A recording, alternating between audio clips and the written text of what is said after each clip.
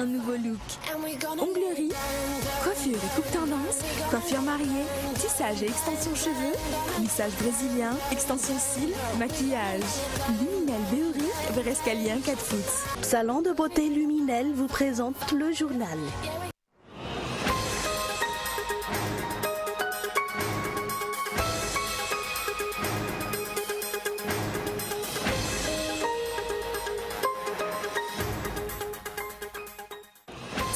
Des 9 membres permanents de la CENI ont prêté serment ce jour devant la Cour suprême à Anoussi.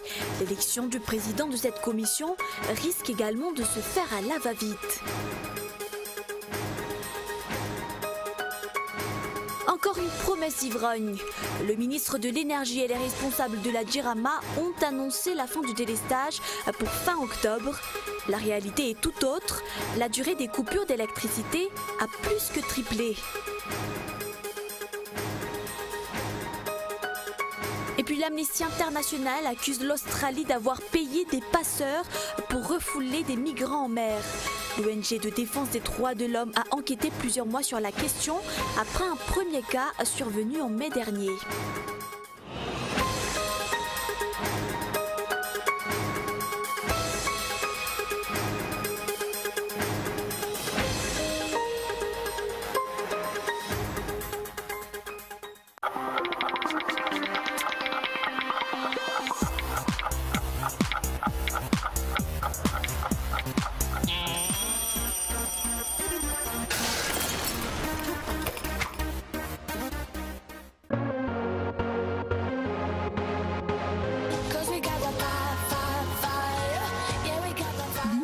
Un nouveau look.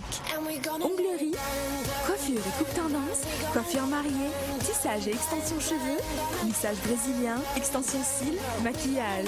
Luminel Béoric, Verescalien 4 foot. 034 01 816 59 033 11 859 98. Luminel, osez être la plus belle.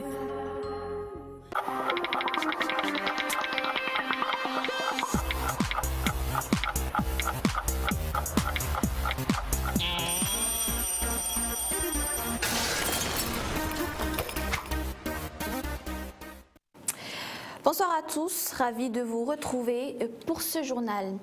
À la une ce soir, pressés par le temps, 7 des 9 membres permanents de la CENI ont prêté serment ce jour devant la Cour suprême à Anoussi. À l'allure où vont les choses, l'élection du président de cette commission risque également de se faire à la va-vite. Michael Ramaola. Même si normalement le nom du représentant de la HCC au sein de la CENI sera connu demain, les 7 autres membres de cette commission électorale nationale indépendante n'ont pas attendu et ont procédé à la prestation de serment ce jour devant la Cour suprême. Reste à savoir maintenant si l'élection du président de la CENI va également se faire sans la présence du représentant de la HCC. 3 noms ont été évoqués pour occuper ce poste, dont Ernest Razaf Jaibé, qui a été désigné par le président de la République, Olivier Ramaatson, qui représente la Cour suprême au sein de cette commission, et le représentant de l'Assemblée nationale, Thierry Rakout-Nariv. Interrogé sur les éventuelles pressions que les entités qui les ont désignés pourraient exercer sur eux dans l'exercice de leurs fonctions, Thierry Rakout-Nariv rassure. Personnellement, j'espère que les 9 membres qui composeront la CENI écouteront la voix de leur conscience et qu'importe les pressions qui pourraient s'exercer sur eux, ils respecteront la légalité. Après cette mise en place de la CENI, la passation qu'elle effectuera avec l'ancienne CENIT ne devrait plus traîner. On saura alors quel bilan dressera cette commission qui s'est chargée de l'organisation des élections durant la transition. Et puis l'opinion attend que les tenants du pouvoir réagissent à la déclaration faite le 19 octobre dernier par l'ambassadeur français à Madagascar. Il y a exactement 10 jours, cette diplomate a affirmé que les îles Éparses appartiennent à la France. Les députés et la société civile vont alors inviter le président et Radonar Mapian à s'exprimer là-dessus. Reportage de Gaëtan Jeslav. Jusqu'à maintenant, l'État n'a eu aucune réaction concernant la déclaration de l'ambassadeur français selon laquelle les îles éparses appartiennent à la France. Cette déclaration, cette diplomate l'a faite il y a exactement 10 jours, et ce en dépit de la résolution adoptée par les Nations Unies qui a ordonné à la France de restituer ces îles à Madagascar. Selon le député élu à Ikyung, l'État doit jouer franc jeu avec le peuple malgache. Le pouvoir doit expliquer au peuple malgache sa position par rapport aux déclarations faites par l'ambassadeur français à l'hôtel de ville. Toujours d'après cet élu, il est inacceptable que ces îles soient arrachées à Madagascar, que ce soit de force ou par d'autres moyens. Ainsi, les députés ne vont pas baisser les bras, rassure le député élu à Sirun Mandidi. Que l'État dise la vérité concernant ces îles. Le peuple malgache veut savoir si ces îles seront co-gérées par la France et Madagascar ou est-ce qu'elles ont été vendues. De notre côté, nous les députés, nous n'allons pas rester sans réagir et nous allons tout faire pour que la vérité éclate. Un rebondissement dans cette affaire est attendu ce lundi, car les députés et la société civile vont inviter le président de la République à s'exprimer là-dessus. Attendre et voir. Et voilà encore une promesse d'ivrogne. Si le ministre de l'Énergie et les responsables de la Djirama ont annoncé la fin du délestage pour fin octobre, la réalité est tout autre. Pire encore, la durée des coupures de l'électricité a plus que triplé dans plusieurs quartiers de la capitale et dans les régions. Conséquence, les abonnés sont en colère. Michela Ranardzan. Contrairement à ce que le ministère et la Djirama ont promis, les délestages perdurent et s'intensifient. Depuis quelques jours, plusieurs quartiers de la capitale enregistrent des coupures allant jusqu'à 7 heures dans la journée. Les abonnés sont en colère, à l'instar de ce père de famille qui habite à Budunsuch et qui n'arrive plus à chiffrer ses manques à gagner. Notre gagne-pain dépend à 100% de l'électricité. Pourtant, les coupures durent 4 heures le matin et 2 heures l'après-midi. Nous ne disposons alors que de 2 heures pour travailler. C'est vraiment dur.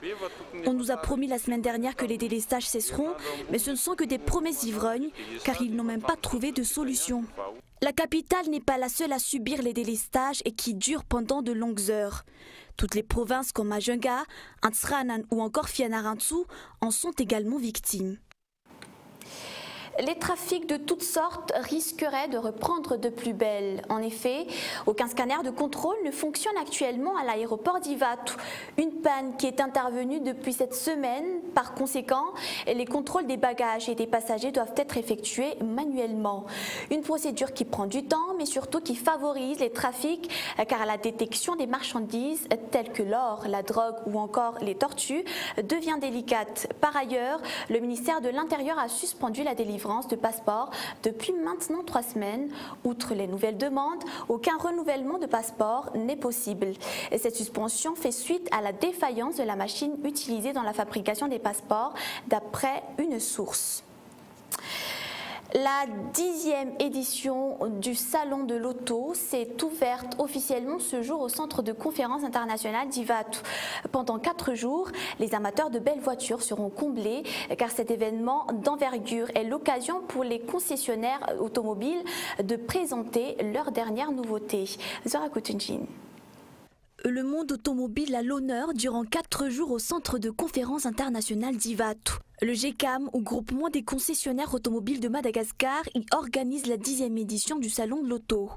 Ainsi, Madoto, Malga Mobile, Materauto, Sodiama, Continental Auto, Sicam, Ocean Trade, Sodirex ou encore Toyota Racet y dévoilent leurs dernières nouveautés au grand bonheur des amateurs automobiles. Cet événement contribue à relancer l'économie car la vente de voitures neuves améliore les recettes fiscales selon le président du GECAM. Mais les véhicules neufs commercialisés actuellement à Madagascar sont encore loin d'atteindre les statistiques d'avant la crise. C'est pourquoi un des objectifs de ce salon est la relance du secteur de l'automobile. Nous estimons 2700-2800 véhicules neufs sur l'année complète 2015, ce qui représente à peu près un recul de 10% par rapport à l'année dernière, donc par rapport à 2014. et un recul bien plus important par rapport à l'année historique qui était 2008. Voilà. J'ai évoqué un recul de 40% je crois par rapport à 2008 puisque le marché était de l'ordre de 4000 véhicules neufs en 2008. Voilà. Mais ces 4000 sont étroitement liés à l'investissement public ou au développement des grands chantiers. Outre les concessionnaires, les fabricants des pièces de rechange et accessoires, les fournisseurs d'équipements de garage et de stations-service sont également présents à ce salon. Le ministère des Transports, de la météorologie et du tourisme y possède aussi un stand. Et nous passons aux actualités internationales.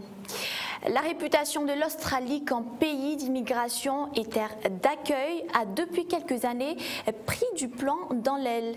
La pièce qu'Amnesty International a versée hier au dossier ne risque pas d'arranger les choses puisque voilà, l'organisation reproche à des agents de l'immigration australiens de soudoyer les passeurs pour qu'ils se déroutent vers l'Indonésie. C'est un reportage de France 24. Ces images ont été filmées par des migrants. On y voit des demandeurs d'asile sri-lankais, birmans et bangladais passer d'un bateau à un autre. Des embarcations fournies par les autorités australiennes. Les gardes-côtes auraient même donné des cartes et plus de 30 000 $ en liquide aux passeurs pour qu'ils raccompagnent discrètement les 65 migrants en Indonésie. Ces faits sont inquiétants. Des fonctionnaires australiens auraient commis des activités illégales dans le cadre de l'opération Frontières souveraines. Amnesty International a mené l'enquête plusieurs mois et retrouvé ces migrants. Ils affirment avoir été retenus une semaine dans les cellules d'une frégate des gardes-côtes australiens, sans soins ni accès à leurs médicaments, avant d'être sommés de repartir vers l'Indonésie. Ils n'aiment pas l'opération Frontières souveraines. Ils essayent d'attaquer les gardes-frontières et les forces navales, et je trouve ça honteux. Frontières souveraines, une politique extrêmement stricte à l'égard des demandeurs d'asile. Depuis sa mise en place en 2013 par le gouvernement conservateur de l'ancien Premier ministre Tony Abbott, les bateaux de migrants sont systématiquement renvoyés vers leur point de transit, l'Indonésie dans la plupart des cas. Les demandeurs d'asile, même légitimes, ne sont pas accueillis sur le territoire australien. Ils sont maintenus dans des centres de rétention sur l'île de Nauru ou en Papouasie-Nouvelle-Guinée, dans des conditions inhumaines dénoncées par les ONG comme par l'ONU. Et la sonde Rosetta a découvert de l'oxygène moléculaire dans l'atmosphère de la comète Chury. Une surprise pour les scientifiques. Jusqu'à présent, cette molécule n'avait été repérée qu'autour de lune de Jupiter ainsi que de Saturne. C'est toujours un reportage de France 24. C'est une découverte à laquelle les scientifiques ne s'attendaient pas. De l'oxygène en abondance dans l'atmosphère de la comète Chury. Après son départ il y a 11 ans, la sonde européenne Rosetta livre enfin sa découverte majeure. Sur le site de l'Agence spatiale européenne, ces images en 3D photographiées par la sonde.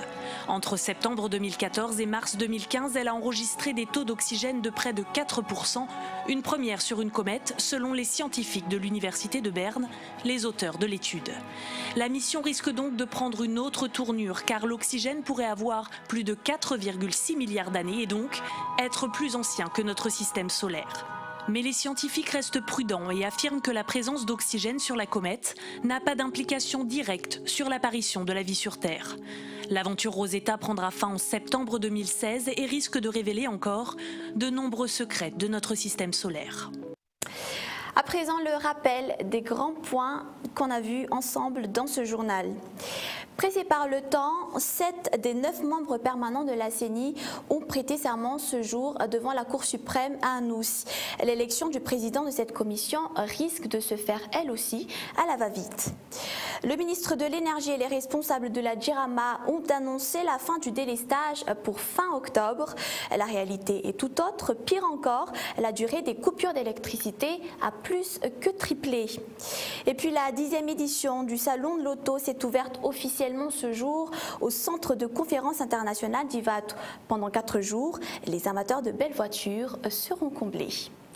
Point final à cette édition, merci d'avoir été avec nous. On se retrouve demain à la même heure. Au revoir et bonne soirée.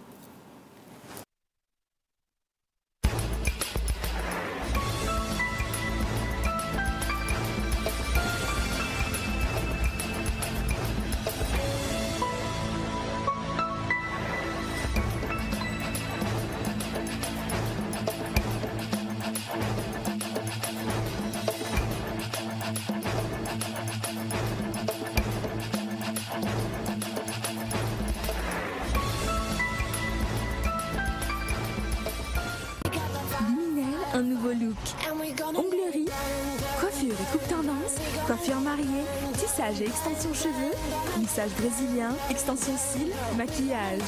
Luminel Béori, Brescalien 4 foot. Le journal vous a été présenté par Salon de beauté Luminel.